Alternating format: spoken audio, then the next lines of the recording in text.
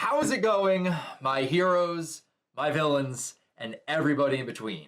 Sean Ross here, and I am here to geek out, to talk about, to review and discuss the latest My Hero Academia movie, Heroes Rising. And this was an amazing, hype, fantastic movie, a great sequel to My Hero Academia 2 Heroes, our second movie of most likely many more for My Hero Academia. But I loved this movie from beginning to end, and I can't wait to just share my thoughts and just geek out with all of you guys. But first thing right up front, I definitely want to let you guys know I will be talking about spoilers for the movie as well as for anime onlys. I'll be talking about plot points from the movie, how it ties in timeline-wise with the anime as well as the manga, and I definitely will be covering the major and minor spoilers that were brought up within this movie and how they tied in to the manga, which the anime has not covered yet. So if you guys don't care about spoilers, stick around with me. Let's relive Heroes Rising all again, and let's just have an informal, fun, good time. This is just gonna be me just kind of rambling off. We're gonna be going over some stuff, but of course, had to go full Deku. I got notes breaking down what I want to talk about for this discussion.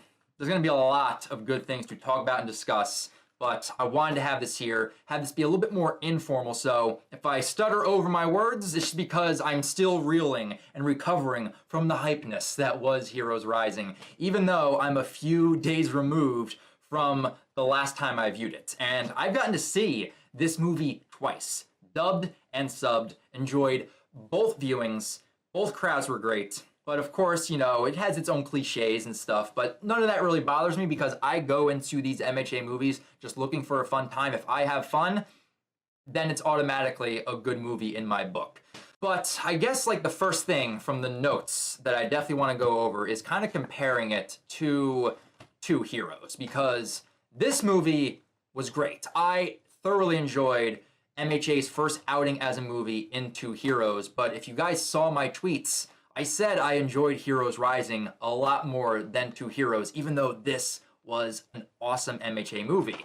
But with 2 Heroes being the first movie coming out, it had really no benchmark or threshold it had to meet for MHA. Sure, you can compare it to other anime films, but in terms for MHA, that was its first outing as a movie, so it's kind of just getting its bearings, getting its feet on the ground, and Heroes Rising kind of can now be compared to 2 Heroes because now they have gone into the realm of films. They know what they can do, and there's certain aspects that they can go into this movie and improve upon and make that much better.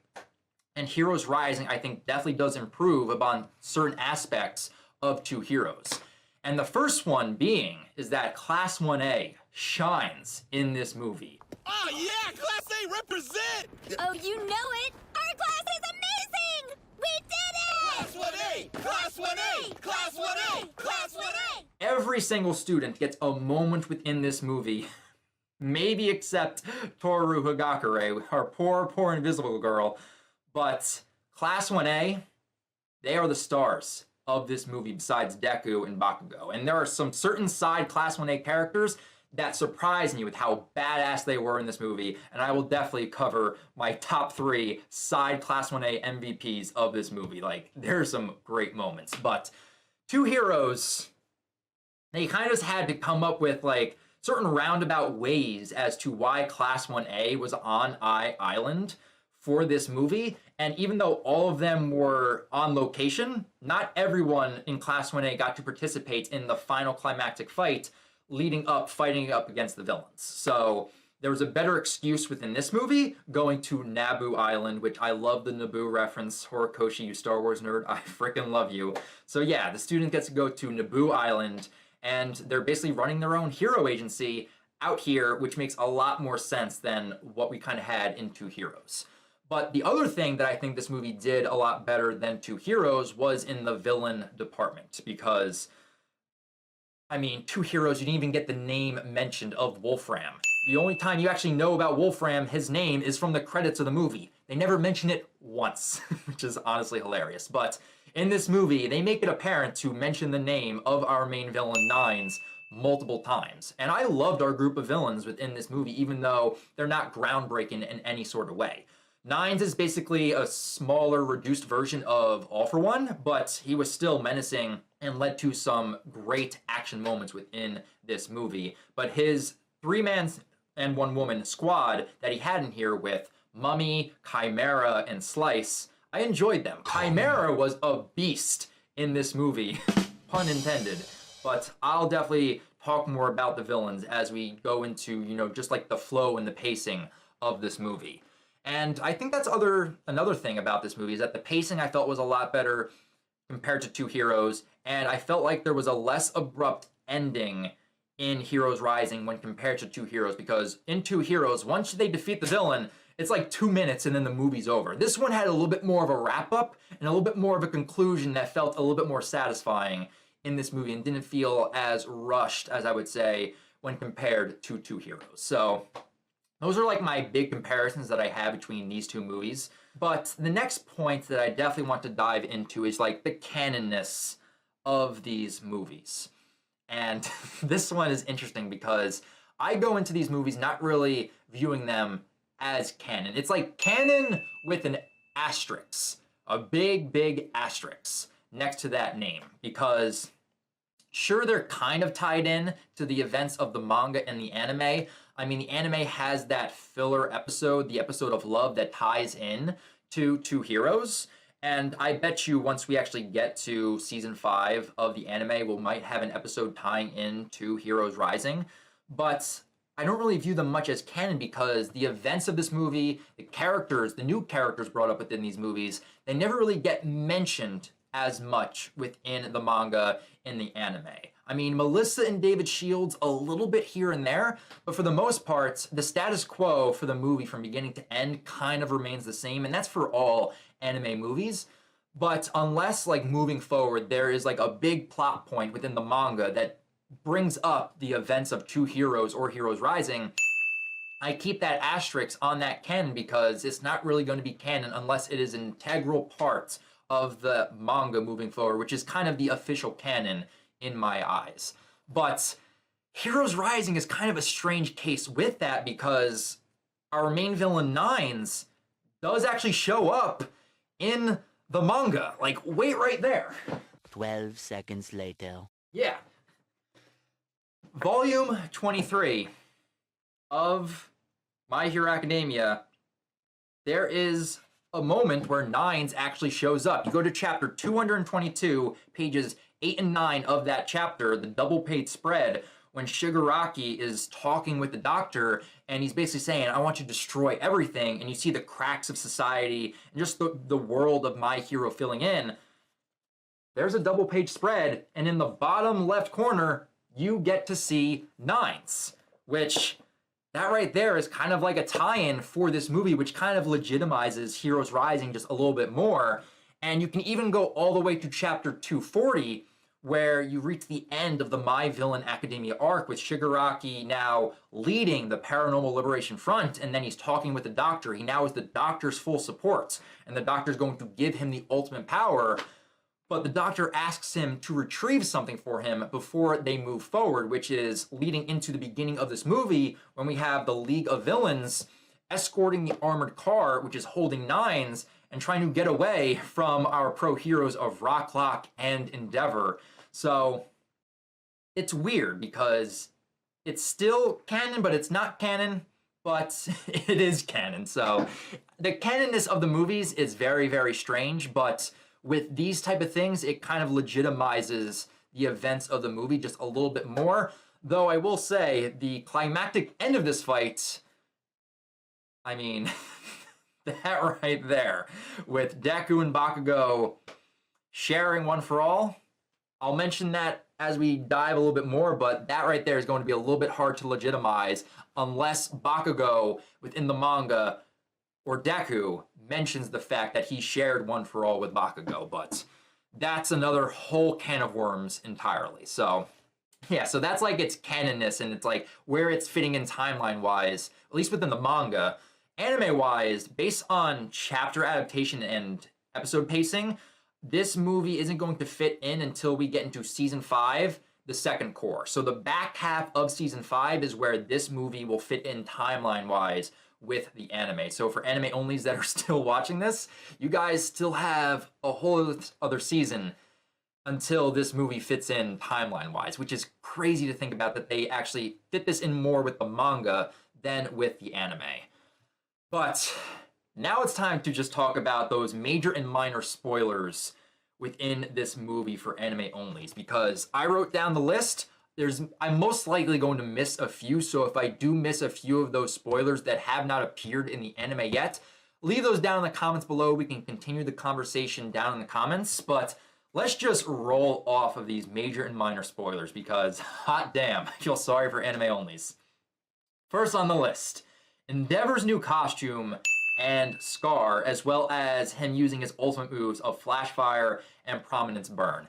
Getting to see that at the beginning was glorious. Prominence Burn, just that huge fire blast engulfing the armored car was amazing, as well as getting to see his new hero costume in anime form, but there's no hiding that face scar. I mean, they do not focus on it, but anime onlys are going to be looking at Endeavors like, why is he cosplaying as Shoto right now? What's with the scar? How did he get that?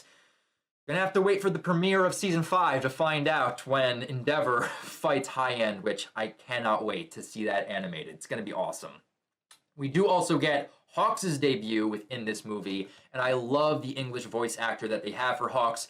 Perfect fit, and I cannot wait to see him actually show up within the anime, and then just getting to see Hawks in all of his glory. But this was a great tease, even though Hawks doesn't show up all too much within this movie, just actually getting to see his debut was great. Behold. Oh yeah, this one. Getting to see the past users of One For All in all of their glory in anime form. This has kind of been like a recent development within the manga, but actually getting to see the anime versions of Nana Shimura, which we have already seen, Hellboy, Lariat, Black Whip user, getting to see him, not Best Genius, the guy with the black hair, guy with the scar, Toshinori in his ghost/mist form, and then of course the second and third users still being silhouetted out. So even in the movie, we still don't get the reveals of those two users, but anime onlys now actually got to see for the first time the past users of One For All, which they've only seen the silhouettes up until this point. So we got to see the past users of One For All. We got to see Deku's Air Force gloves, which are going to be making an appearance very, very soon within the anime, considering we're in the Culture Festival arc right now. But we got to see the Air Force gloves and him using the Delaware Flick Smashes, as well as his St. Louis Smash, which he will be using against his fight with Gentle very, very soon within the anime. Nines mentioning the fact that Deku holds or has the possibility of using multiple quirks. Now, this one right here is a very subtle spoiler that just gets mentioned very, very briefly when Nines is trying to steal the quirk, One For All, from Deku. This quirk, I think it's worth stealing. He's unable to, and he notices it's like, oh, this kid's holding multiple quirks. Or you can take that, at least if you're an anime only, without context, because we already know that the stockpiling and the strength enhancement quirk were once two quirks and they fused into one. So it could be talking about that without context. Or if you're a manga reader, you already know that Deku is going to be learning the past quirks of the users. So you got that. The League of Villains do show up in brief moments here and there. We got to see their new looks, as well as Shigaraki's new look with the red trench coat, as well as the damage done to his hand. Hello there. And then another big one, I think one of the biggest ones, was the Doctor reveal. Actually getting to see the Doctor working behind the scenes with the League of Villains and All For One. Anime onlys now know that the Doctor is the same one that appeared in episode 1 that basically told Deku, you're quirkless, sorry kid, it's not gonna happen. The designs are the same, so now you know. Dr. Ujiko, the guy behind the scenes who's been creating the Nomus and has been helping the League of Villains, is the same doctor that diagnosed Deku as quirkless. So yeah, I think those are all the major and minor spoilers that I kind of had for the movie. If I missed any of them, please let me know down in the comments, but Now let's kind of make our way go through the movie, and then I'll talk about Nines and the quirks that he has. So, as I mentioned before, this movie started out with the chase with our pro heroes chasing the League of Villains as they're transporting Nines. Got to see Endeavor in all of his fashion using Flash Fire and Prominence Burn. Turns out that Dobby, Compress, and Spinner, the ones transporting the armored car, were in fact twice clones. They get burned up in the Prominence Burn, and then Nines is able to get away as the truck careens off of the side of a cliff. And then this is where we get the debut of Hawks. He's talking with Endeavor. It's like, looks like the League of Villains were transferring something, but what was it? It was holding some type of person in some type of pod. And then this is where Nines actually runs into Chimera, into Mummy, and Slice. And then this is where our villains are like, okay, I've gone through the experiments thanks to the doctor. I can now hold 9 quirks. And now he's on the hunt to obtain more quirks and hopefully stop his cell disintegration that is currently going on within his body, because he's slowly dying and he needs a quirk to keep him alive, which you think, just by plot, you think the doctor could have given him a type of quirk to keep him alive, but that is not the case. But then this is the point where we end up flashing over to Naboo Island with all of our Class 1A students performing hero work on the island with their own pro-hero agency. We get to see all the students just doing remedial hero works for all the citizens. There's some great funny moments, especially with Sato trying to rescue a kid with Sue, just exhausting himself, rowing from a boat and just being like, "You okay, kid?" And the kid freaking out. Love that. Saro and Tokoyami using tape to block off an area. And then we get to see like Ida helping out an old lady. Kaminari being the personal battery for some type of farmer so that we can jack his tractor so it can start moving again. There are some great moments throughout this movie. But this is kind of like where the moment comes where we get introduced to Katsuma and Mahiro. And I fell in love with these two kids. These two kids were cute and adorable. And I now completely understand why Horikoshi was just constantly tweeting and sketching these characters promoting the movie, because they were cute and adorable. I immediately fell in love with them. Katsuma was just like Deku, but his older sister, Mahiro, was very feisty, like Bakugo. And I can kind of see why some people might find her annoying at first, but I immediately picked up on the fact when she called in the fake alert that her brother was missing and Deku took over an hour to find him, she just started yelling in his face. It's like, "You heroes are terrible. My brother could have been like abducted or gotten hurt or could have been killed. It took you an hour to find him." And it's at that moment I realized it's like, she really does care about her brother. She's trying to show Katsuma that these pro heroes aren't really anything. You shouldn't really go into this lifestyle, because you can immediately tell that this Katsuma kid wants to be like these pro heroes. He idolizes them. He wants to be a pro hero when he grows up. And so Mahiro is just being the protective older sister, keeping him safe, and doesn't want him to grow up and become a pro hero to where he could eventually hurt or be killed. So I immediately picked up on that. I love their characters. But I really did like how they were just kind of like spitting younger images of Deku and Bakugo, because Katsuma was like Deku when he was quirkless. He's just a shy, timid kid. He looks up to pro heroes. He's got an edge shot pin on his little knapsack that he has. And the talk that Deku and him have when he's like, "Oh, you have an edge shot pin. That's awesome. Like, you want to be a pro hero? That's so cool. What type of pro hero do you want to be?" I love the moments of those two just getting to talk with each other, and Deku getting to just talk with a kid that was kind of in a similar situation that he was in. It's just that this kid has a quirk. It's just that he doesn't really see himself becoming a hero with this type of quirk. And then, of course, with Mahiro and Bakugo, which led into, a little bit of a ruse by the kids, taking Bakugo and Deku to basically say, like, a villain's attacking the island. But it's Mahiro's quirk of illusions that Bakugo quickly figures it out and then just starts scolding her. That moment was hilarious. The crowd was laughing hysterically, just seeing how pissed and devilish Bakugo was, just getting in Mahiro's face. But Mahiro was kind of like admiring Bakugo for that after all of that transpired, because here's a guy that can kind of walk the walk and talk the talk. He can back up what he is saying with the actions that he does.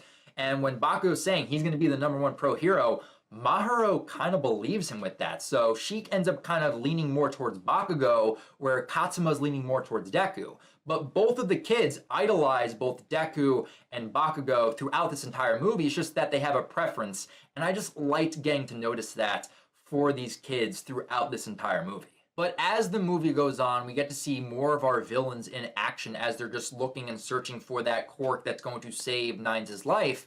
And they end up running into Katsuma and Maharu's father, which in that scene, you cannot tell me that you thought that father was dead in that moment when Chimera just came out of nowhere and just demolished the father's car. And then we saw Nines stealing the cell activation quirk that the father had, and then just getting to see on full display Nines using his original weather quirk in action, lightning coming down from the heavens.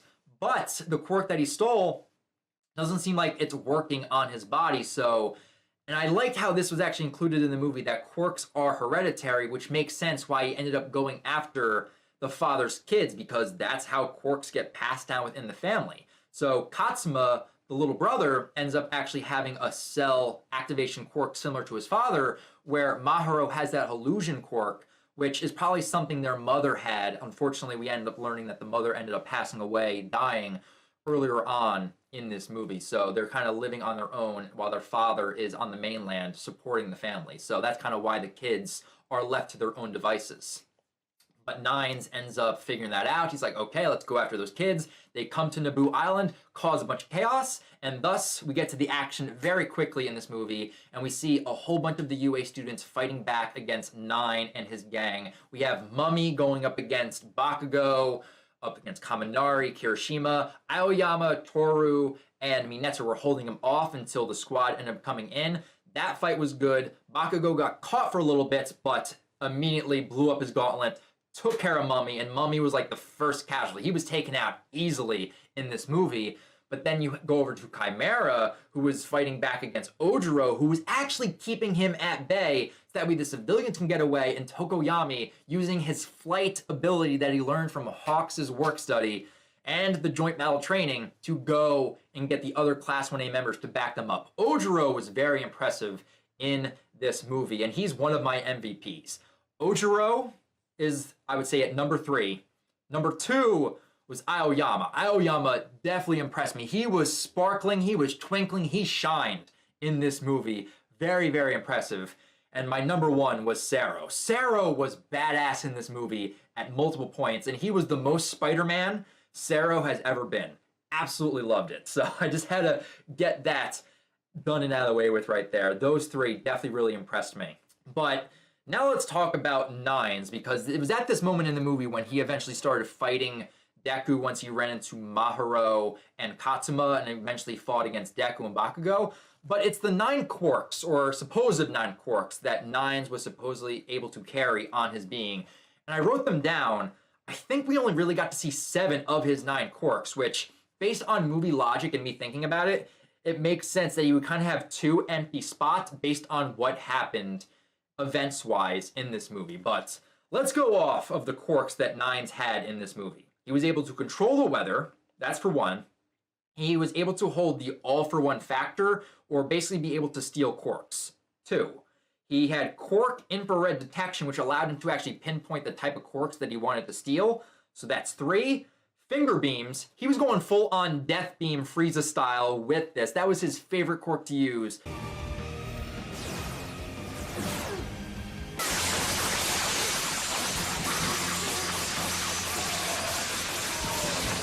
That's 4. Yellow shields, where you can just pop up shields to protect himself and then layer on top of them as Deku was just bombarding him with St. Louis smashes. 5. Number 6. This is the weirdest quirk, but it's the most interesting to me, and I'm calling it Slifer the Spine Dragon. This quirk, he was able to manifest these ghost-like dragons from his spine, and they look like Slifer from Yu-Gi-Oh! So I'm calling it Slifer the Blue Spine Dragon. This quirk was insane, where he was able to just chow down on Bakugo, Deku, and all the other Class 1A members and just pin them down. Insane quirk. And then number 7, he was able to steal the father's Type A cell activation. Those are the quirks that I can at least remember him having, so that's 7 in total. So he still had 2 slots to where he could hold a max of 9 quirks. And there's a moment in this movie where he tried to steal One for All from Deku, which would end up taking that 8th spot, which makes sense for me because if he had 2 spots, let's say if he was able to have 8 quirks and he was actually looking to steal the Type B cell activation quirk that Katsuma had and that he needed. If he only had 1 slot open, he would not have tried to steal One for All because it's life or death for him if he does not get the cell activation quirk. So I think he had 7 quirks in total and then had 2 open slots to where he could possibly have stolen One for All and then still have gotten the Type B cell activation quirk from Katsuma. So it's at this point within the story we've kind of reached the conclusion of our first fight between Deku, Bakugo, and Nines. Nines is just writhing in pain from overusing his quirks, and Deku and Bakugo are unconscious. But thanks to the quick thinking of Koda and Shoji using a whole bunch of birds, they're able to actually grab the 2 kids and get out of there. And then with the help of Sue and Uraraka, they grab the unconscious Deku and Bakugo, and they escape to regroup, to recuperate, and to formulate a new game plan to fight back against the villains. And then our villains kind of do the same thing. They recuperate. We get actually a little brief glimpse of a flashback showing how these group of villains actually came to be, how they met, and what their main goal is, which it's kind of nice to actually get a little bit of a flashback to flesh them out because we did not get that with Wolfram in 2 Heroes. We got basically no motivations or backstory on our villain for that movie. So they want to basically create a society with the strong ruling over the weak, which is kind of cliche for superhero stories, but you tend to see that whenever powers rise up in superhuman society, people just immediately go like, hey, society should be decided by the strong ruling over the weak. Let's go with that. So that's basically what Nines and our group of villains are fighting for within this movie. But once we kind of get through that lull, slow period of this, just allowing our characters to regroup and formulate a strategy and a game plan, we end up going to that same castle that the 2 kids dragged Bakugo and Deku to, that island inlet that has a little bit of a sandbar leading to them. And like, this is the perfect place to just siphon the villains into. We can control where they go, we can separate them, and then fight them on our own terms. And that is exactly what they do. Once you see Nines, Chimera, and Slice coming through that sandbar, this is where the action kicks in, and it starts off with Momo Yaoyorozu and Aoyama. Bitches love cannons. Bitches love cannons. She just launches those at our villains, as well as Aoyama, who, like I said, shined in this movie. He went plus ultra with his naval laser, full on Kamehameha, out of his belly button, launching it to separate Chimera, Nines, and Slice. They do exactly that, and then thus we have 3 battles basically going on at the exact same time. First one I want to dive into is with Slice going up against Tokoyami and Ashido, because I feel like this one is the least impressive, but it's still an awesome fight to see happen with Tokoyami using Dark Shadow, as well as a new support item, Wolverine Claws. I saw those on Tokoyami and I was like, can we get that for Tokoyami in the manga? Like that, it just fits him perfectly. Like Revelry in the Dark, let's go. So Tokoyami and Ashido are fighting against Slice, who's going full on Medusa with her hair, cutting them up, basically using them like Doc Ock, like walking on them, doing acrobats and cartwheels. And Ashido was kind of doing the same thing, and she was able to actually use her acid to melt away a portion of Slice's hair, which greatly pisses her off because it makes sense. Her crown jewel and power comes from her hair, so Ashido tries to dodge all of the needle hairs flying at her. She ends up getting pierced in the thigh, falls down, and this just unleashes Tokoyami. And as soon as I saw this, I was like, Training Camp 2.0, Revelry in the Dark, let's go. Unleashes the full fury of Dark Shadow, just starts tossing Slice around like a rag doll, but eventually the cave that they were fighting in caves in, sunlight falls as well as the rocks, subdues Dark Shadow, and that's kind of brings us to the end of the Slice versus Tokoyami and Ashido fight. But it's just nice to see Revelry in the Dark just go berserk. Love that moment. But then going over to Chimera, this fight really did impress me, as well as Chimera, because he went full kaiju mode, going up against Sue, Kirishima, Todoroki, and Ida. he just grew in size, went full Godzilla mode, and even had a kaiju beam. His flamethrower just turned into Godzilla beam like that with his transformation. Turned the entire landscape into just a forest fire. And our pro heroes really had to put in the work. Like, I loved getting to see what Todoroki did here. The plan they had was great, using Ida's Recipro Turbo, the power that he utilized in the joint battle training, to increase his speed for 10 minutes. He was rushing around, distracting Chimera. Sue was kind of just like grabbing the limbs, trying to distract Chimera as well. But then you have Todoroki sliding on his ice with Kirishima, reminiscent of Camino Ward when they did the exact same thing. Kirishima using Unbreakable to block the kaiju beam from Chimera so that way Todoroki can get in close. And I'm amazed that Todoroki did not kill Chimera in this moment. He was going to use the opposites of Flash Fire that he learned basically from Endeavor, so instead of going absolute hot, we're going to absolute zero. Todoroki just launches and just puts his hand down Chimera's throat, goes to absolute zero, freezes Chimera. You see ice protruding from his mouth, and I'm sitting there like, that's awesome, but how did you not kill him? And Todoroki's last line where he's like, hibernate for a while. I was like, for a while? You killed him, Shoto. He is dead. You have a new Chimera ice sculpture that is not going to be living ever again. Oh my god, that was just an awesome moment. Chimera really did impress me. I really did like that villain character. But just that final scene in power from Todoroki, he didn't get a lot of shine in this movie, but that final moment was awesome. Now with those two villains kind of subdued and taken care of, now we deal with the main threat. Nines coming after Katsuma and Mahiro. And the first wave being dealt by Sero, Uraraka, and Mineta. And like I stated, Sero impressed me thoroughly. Like, he was amazing in this scene. Even getting bombarded by the debris, his mask breaking, he was still fighting back. Uraraka went plus ultra. I love what she was able to do in this moment by unleashing the rock-a-lanche. All of those rocks falling down on Nines, and then using Mineta with his balls to actually keep the rocks down on the ground. And as they're falling on top of another, they're just sticking to each other. It was a great plan, but unfortunately, didn't really work out that way. So, next people up, Deku and Bakugo, and they fight back against Nines, and this is where, for like the last half hour, this is all we're getting. It's just action-packed goodness, hype moments, and teamwork from Deku and Bakugo. And I loved getting to see their teamwork here. There one moment when Deku launches a St. Louis smash, gets blocked by Nines' yellow shield, gets launched back, and then Bakugo grabs his hand, uses X catapult to launch him back with an even stronger and faster St. Louis smash.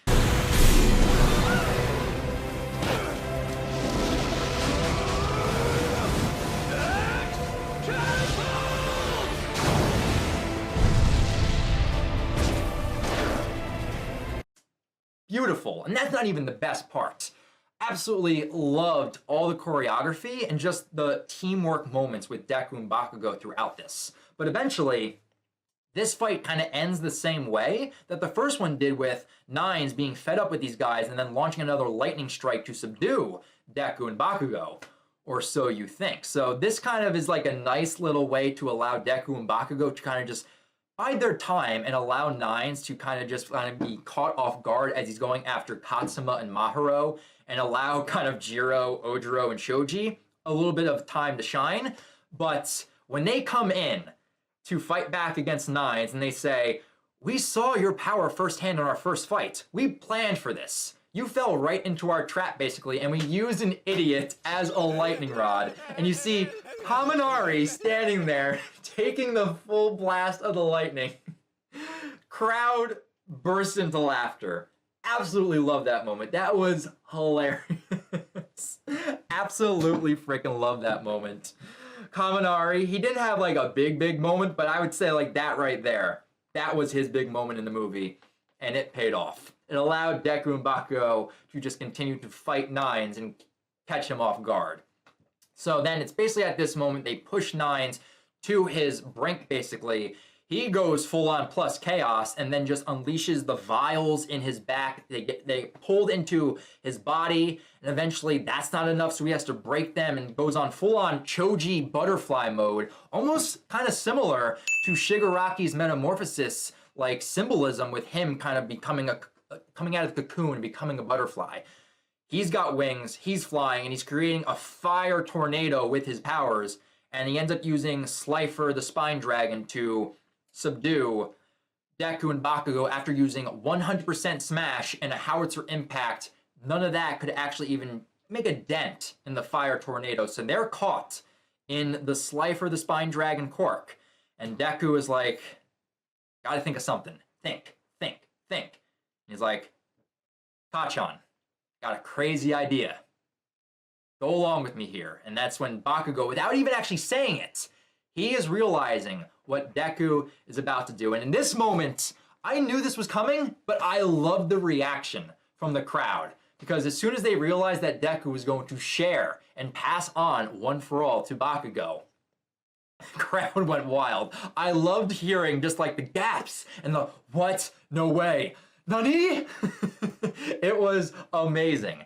And this is where like I put that canon asterisk, because none of this is probably ever going to get referenced in the anime or the manga moving forward, but this is why I go to a My Hero Academia movie. I don't care if it makes sense. I don't care if it's never going to be referenced again. I want hype moments. This right here was a hype moment, and I loved getting to see every minute of it. And especially having the song Might Plus You playing in this moment. Beautiful.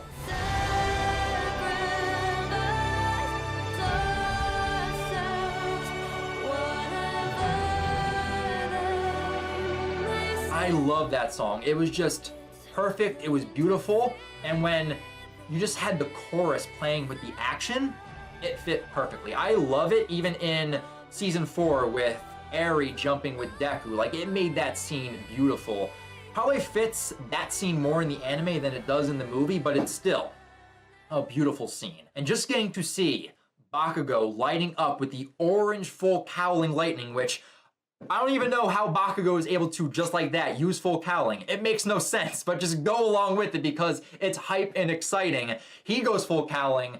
Deku goes full cowling. They got the Super Saiyan hair with orange and green, and they double Detroit smash the Hurricane away.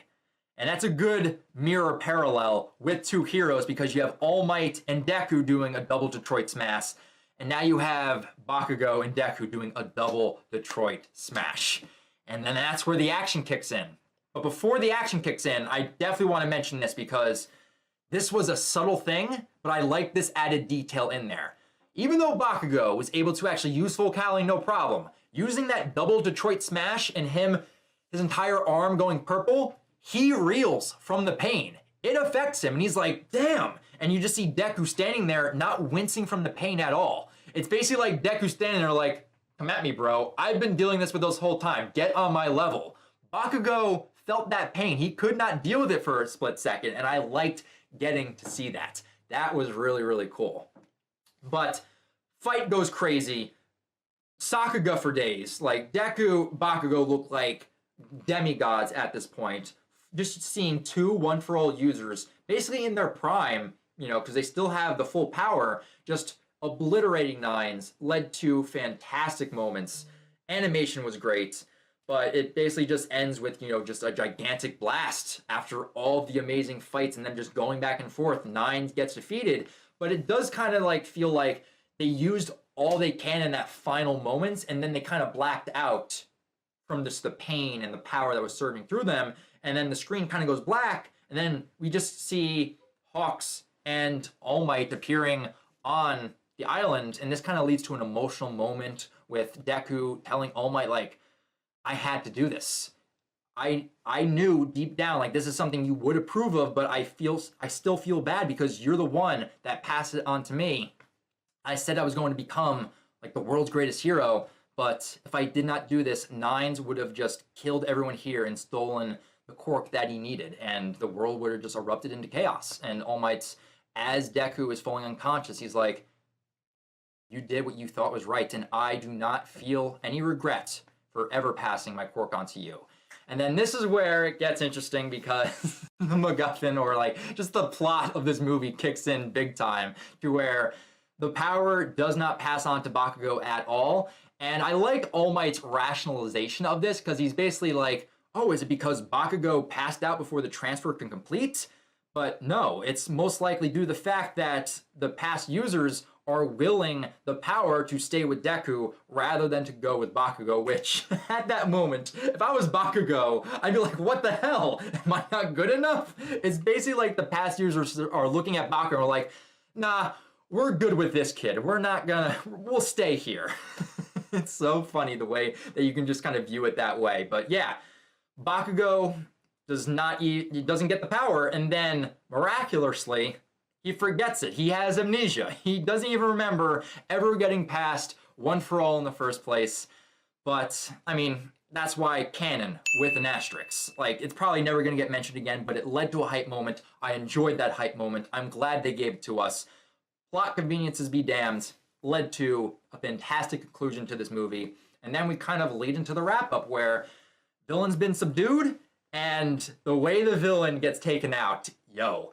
Shigaraki was shown throughout this movie, but he gets teleported there thanks to the Doctor and Little John, which I'm glad. Little John doesn't get shown, but I know that was Little John using the teleporting quirk. But Shigaraki appears, sees basically Nines on his deathbed, walks over to him, and it's like, don't worry, I'll carry on your mission with mine. Just puts his hand, without any hesitation, on this man's face and just disintegrates him right then and there. He's like, bye. It's like, don't need you anymore. And that's the end of Nines. Yeah, that basically leads into the conclusion of this movie. Our heroes help rebuild a little bit. Class 1A gets on a ship. They're going to go back to UA so they can continue their studies. We end off with Deku and Bakugo kind of waving off to Katsuma and Mahiro. But the way the movie ends off is just a good, perfect, full circle moment with Deku yelling down to Katsuma, basically saying, like, you too can become a hero, much like what All Might said to him. He's instilling that faith and that drive into this little kid so he can have someone believing in him, saying, you too can do it too. You can become a hero. And just, that was just a great moment to end off this movie with. And I just loved just that parallel with Deku and Katsuma. There also was another one, now that I'm just remembering it, when Nines was about to actually take Katsuma's quirk. There's a moment when Katsuma runs in to protect his big sister. It mirrors perfectly when Deku was running in to save Bakugo from the sludge monster, when his legs moved before he had a chance to think. Great moments. So ending off on that, you too can become a hero, great. And then that's the end of the movie. So yeah, My Hero Academia, Heroes Rising. Great movie. This is a long discussion / review, but I just needed to get my thoughts out there. I believe that's everything I needed to talk about from the notes that I have.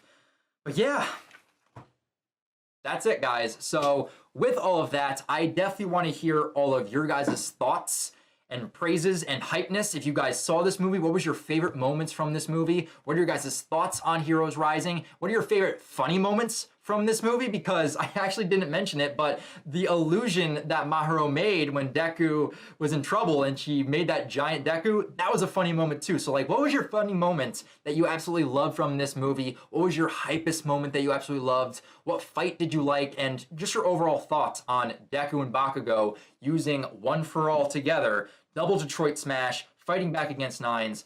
Leave your thoughts down in the comments below. And if you guys want to check out my first review, which has been a while for Two Heroes, you guys can check it out right out here or at the end of this video. But that's going to do it for me here, guys. So until you guys see me in my next manga chapter reaction for My Hero Academia, I'll talk to you guys next time. But of course, as always, remember, go beyond plus ultra.